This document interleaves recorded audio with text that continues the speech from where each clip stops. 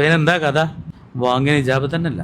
വാങ്ങി കൊടുക്കണമല്ലോ അവിടെ കൊടുക്കുക. നമ്മൾ പറഞ്ഞ തന്നെ നമ്മൾ പറയാം. ഈ മൊബൈലാണ് ഭയങ്കര പ്രശ്നം. അതിൽ ചിലപ്പോൾ ആ സമയത്ത് ശൈത്താൻ ആ ജാതി ന്യൂസ് കേൾക്കാൻ ചിലപ്പോൾ കൊണ്ടുവന്നിടല് ഓഫാക്കാനായിട്ട് തോന്നൂല അല്ലേ കോയമോ? അല്ല ഞമ്മക്കല്ല, വേറെ പറ്റി പറയും.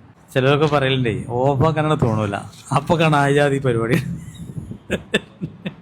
മുസ്ലിമിൻ്റെ ഹദീസിലുള്ളത് എന്താണെന്നറിയോ?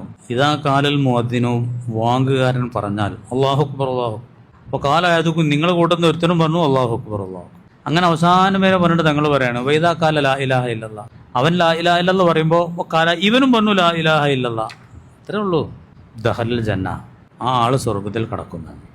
വാങ്ങിന് മര്യാദക്ക് പിന്നെ ഈ ദുആ എന്നോട് പറഞ്ഞിട്ടില്ല. അതൊക്കെ പിന്നെ അതിൻ്റെ കൂലിയൊക്കെ അതിൻ്റെ ഏറെയാണ്. അപ്പോൾ ഇന്നത്തെ തലമുറയിൽ അതിൻ്റെ ഹുർമത്തുകളൊക്കെ പോയൊരു കാലഘട്ടമാണെന്ന് പറയാം. വാങ്ങിന് മര്യാദക്ക് ഉത്തരം കൊടുത്താൽ തന്നെ ഖുശൂ ഉണ്ടാവും.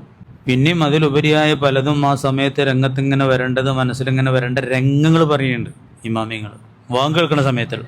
എൻ്റെ ഉസ്താദൊക്കെ വേദനയൊക്കെ എപ്പോഴും പറയും അല്ലാഹു അക്ബർ 4 വട്ടമാണ് കേൾക്കണ വാങ്ങൽ. ആദ്യം തന്നെ 4 വട്ടം അല്ലാഹുവാണ് ഏറ്റവും വലിയവൻ, അതന്നെ മതി മോമിനിങ്ങൾക്ക് ഇങ്ങോട്ട് കിടുങ്ങാൻ മാത്രമേ. എല്ലാ കച്ചവടം ഇട്ടിറങ്ങി പള്ളിയേക്കാണ്ട് പോകില്ലേ? പോലെ മാത്രമാണ്. കുറച്ചൊരു സിൻ്റൊക്കെ ഉണ്ടാവില്ല നിസ്കരിക്കുമ്പോൾ.